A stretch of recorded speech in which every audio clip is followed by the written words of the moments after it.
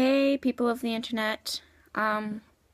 So yeah, I have decided to do a thing every Monday. I'll ramble.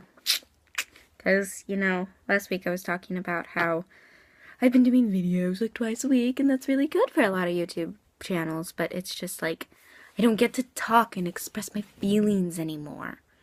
And it's just like, I can only express my feelings for Jaden and Chaz, and like, I love doing that, but like, I can't talk about my life or like other fandoms, which, believe it or not, I like other things. Like South Park and things. But yeah. So Monday is the day of rambling. I'll just like put up the camera and go like blah blah blah blah blah until I'm bored. So yeah. Um yeah, like I said a while ago, I moved. Anyway, like I said a while ago, I moved, so but I haven't gotten a chance to like clean up my room a little bit. And one of my friends, not the friends I was talking about last week, like one of my cool friends from school, I don't know, we just like she saw the boxes under my bed and she was just like, "Oh my god, we should open these." And then we just started putting things away and we found posters I got from Fanime this year, 2013. It's still this year. So yeah, let's see if we can see it. I got the Dark Magician Girl. It's kind of hard to see, but it's Simon and Marceline. On the ceiling is Kaiba with 3 blue eyes. I have it stuck to a charger. Maybe in a few minutes I'll like give you a real tour. And then, yeah, over there is Matuna in a bee suit. Because, yeah. And then, wrong way. That is Dipper and Mabel with Pokemon stuff. And that, you can't really see it because the blankets are in the way. That's the 3 Bacoras. I'll give you a better tour in a little bit.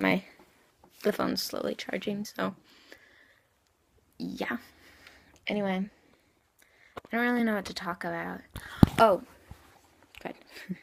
I made a poem. Yeah.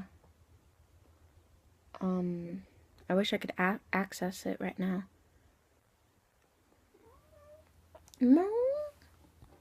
Like, I kind of want to read it to you. But maybe I could get, like, my dad's iPad or something.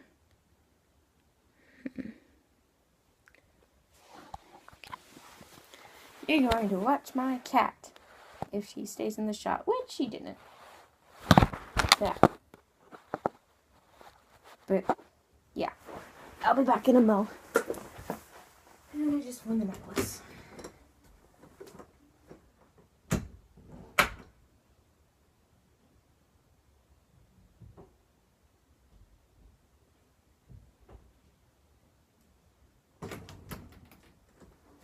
That was easy. That sucks. They're actually matching, which is exciting. Okay. So yeah. This poem. Sure, now she gets in the shot. One sec, I gotta. So confused.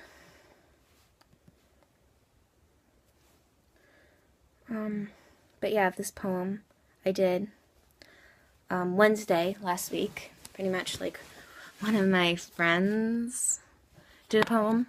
Like, we have an assembly thing at our school. My face all lit up. We have an assembly thing at our school. And like one of my friends, and every Wednesday we have an assembly thing at our school. And a new thing that poetry club started doing was reading poetry. So having a poet of the week. And one of my friends, I'll let you tell the story now. One of my friends read a poem last week. And I don't know, it just made me angry and I had this sudden urge to write my own poetry, which I'm going to read at the assembly, not this week, because this week is the last day before winter break, and I am like 100% sure we are going to making gingerbread houses, because we always do that. Well, graham cracker houses, but whatever. And, like, 1, people would ignore me, because graham crackers. 2, it'll ruin the Christmas season. And 3, like, it's not just, I want everyone in the school to, like, see this. So they'll ignore me, but, like, the worst will be, like, if my friends don't hear it, or, like, they're just like, nah, I'll just, like, pay attention to this instead, and don't realize what I'm saying. Not necessarily out of being mean, although I may take it that way, but because they have other stuff to do, instead of, like, everyone paying attention to me. So, I'm gonna wait till we get back from winter break in January, to read my poem. 1 second. I almost got it. Okay, it's called You. You with your judging. I look fine, shut it. You say you aren't used to it, but you're just upset that I didn't have you do it, huh? You always being the best, you always having the worst. I can be better. I can be sadder. I can be angrier. You don't have to beat me every single time. You with your friendly insults. Stop turning. Sorry. Saying I'm stupid and ugly instead of saying the truth. At least I don't think it's the truth. You being the ghost. Never being the first one. Saying you miss me and ignoring me with your mangas and dumb phones. Yes, I've turned cold. Yes, I leave you on purpose. You with your lies. With your pretend understanding. You saying you won't keep secrets, so you're all brave and tell me about her, even though I knew months before you told me. I know my mom told you I knew, right before you told me the truth. You all being the reason I curl up in my room. You all the reason I've cried more this year than any other year. You all the reason I want this year to end. You all the reason I want to go to college and run away. Don't follow me. And yet, I apologize. I do that when it's not my fault. I tell you how I feel, then I feel more guilt than you. Not this time. You hurt me. You take the consequences. You.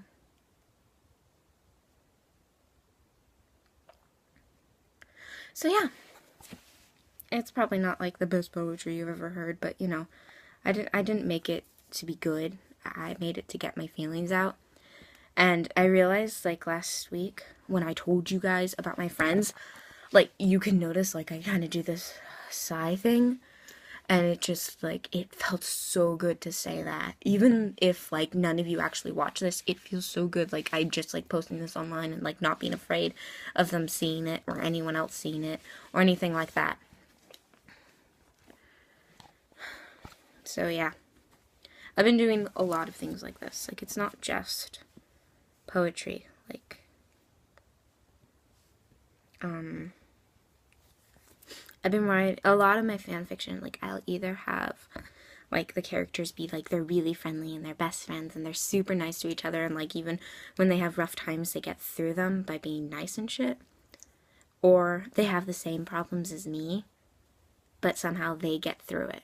It's kind of like, I can get through this if I do what they do. But yeah, 1 second, let me show you something. Okay, that just passed out.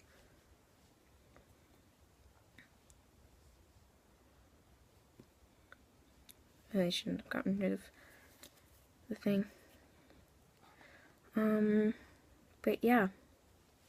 This is the other way I got rid of anger. It's a fanfic. It's not an OC, quite the opposite. It's my world with an added person. This is a story about 2 siblings. Well, Irish twins. They were born 3 months apart. No, neither one was adopted. No, it wasn't they shared a father and had 2 mothers. They both came out of the same woman. No, the other wasn't premature. No, the younger wasn't in the womb for a full year. Or was he in there for only 3 months? It was confusing, but they loved each other, and whenever people asked, they would answer with, I'm just as confused as you are, and then continue with what they were doing before the question. The older girl is named Catherine. The younger, a boy named SP. They were both 16. They never really knew who was the protector. It had to be Catherine because she was older, but it also had to be SP because he was a boy of close age. The two of them just came to the conclusion that whoever needed to be comforted, the other would be the protector. They weren't all that close. Catherine was the anime nerd, and SP was the video game enthusiast. At school, they had their own cliques, but they wouldn't deny their siblingness. How could you when you come to and leave school together every day? Catherine always kept an eye on her brother, knowing that his friends were kind of jerkish. But they were the kind of jerks when only with their friends. Hell, if she didn't grow up with him, Catherine would have thought that SP was one of those boys that she would never converse with. SP, finding out a few months ago how sad her friends made her, would always pay close attention when she wasn't alone. If she was smiling and talking about Yu-Gi-Mon or whatever, he'd keep his distance. But if she looked uncomfortable, or, on more occasions than he wished, on the brim of tears, he would walk up to her and ask if he could take his sister for a minute for homework, both of them rolling their eyes when her friends made a side comment about whatever comfortable friends said in a parting instead of just a simple goodbye. They've been best friends, and they always have, and will be there for one another. Okay. Introductory chapter. Catherine! SP calls through the house. What are you doing? Microwaving food so I can eat? She placed her food in the microwave and pressed the quick minute button. You want anything? Nah. SP hopped on the counter across from the microwave. At lunch, the guys and I went to McDonald's, and we all just got dared to eat 20 McNuggets, and I'm so full that if you hand me food, I may throw it back. Okay. Catherine opened the microwave, stuck her finger in the freezing cold food, and pressed the quick minute button again. So that's why you never saved me. Wait, you were in anime club. Don't they usually leave you alone at anime club? Because the guys are too busy with keeping the kids in line? Anime club got canceled. Some guy was fixing the computer, and I got Jack to eat with them. Oh, how'd that go? Meh at first, she repeated, sticking her finger in the food and pushing the button again. They were teasing me about how I keep leaving them, but they bashed on other kids too. Then sometime halfway through, everyone just decided to read instead of have a conversation with me. Tears brimmed her eyes. SP hopped down and hugged her, an act he's been doing a lot lately. I don't think they realize that they can't take me for granted anymore. Catherine let a few tears slip. The two of them stood like this until the microwave beeped again. Catherine disentangled herself and checked the cold food again. God, this is getting tedious. She slammed the door shut with more force than intended and jammed the button. At least I'm positive. About what? They think I'm the bad guy here. They shouldn't. No, I'm actually okay with that. The microwave beeped again, and finally her food was warm. She pulled the plate out and turned around to look for a fork, then sat at the dining table. I want to imagine a world where I'm doing this because I'm an asshole, and not in pain. She dropped her fork, pushed her plate, leaned her arms on the table, and cried into said arms. SP sat in the chair next to her and pulled her over to him. Catherine tried to keep her sobs silent, burying into her younger brother's chest, although she had to sputter out words that came out as loud gasps. They were good when I met them. She tried to breathe between the sobs, the talking, and the fact she was breathing short. I swear. I know, I met them too. SP was really glad his friends wasn't here, although the protective brother who cares for his siblings would go over well with the ladies. Later that night, SP heard his sister. SP, you still up? He rolled over to face his sister's bed. Yeah, what's up? You could hear her fiddling with whatever was in her hands. Probably bed sheets. SP sighed and hopped out of his warm bed and climbed up into hers, trying to avoid the cats that Catherine so desperately wanted to sleep with. Thank you, was the almost inaudible response. The Irish twins drifted off into a dreamless sleep. When the two went back to school, Catherine fighting back tears starting to spill over, both were hesitant. Catherine because of her friends, and SP because of an ex-friend, who always tried to beat him up. Sure enough, when they walked onto campus, both of their worst part of school was waiting for them. Catherine's friend greeted her with a stupid comment that was almost a hello, which she spat back. Luckily, on the outside, there was a lot less venom. SP's ex-friend literally cracked his knuckles. We should go to class. Catherine grabbed her brother's hand and pushed past the small group of people and towards their lockers, so they could grab their notebooks and go to math. It's a hard life when you choose high school math over it. After sixth period, Catherine looked at for her brother, so they could finally go home. Should have just spent 2 hours in the best class ever if I